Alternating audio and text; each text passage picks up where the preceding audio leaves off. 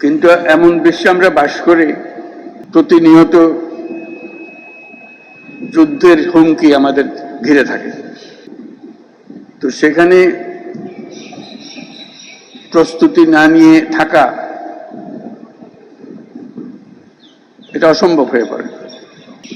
এখন আমরা যখন কথা বলছি তখন আমাদেরই কাছে ভারত পাকিস্তান যুদ্ধ হই হই অবস্থার মধ্যে রয়ে গেছে। সকালের খবরে দেখলাম, হয়তো গুজব, আজকেই শুরু হয়ে যাবে যুদ্ধ।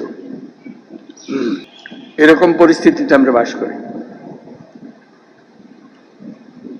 তো কাজেই এই পরিস্থিতির মধ্যে প্রস্তুতি না নেওয়াটা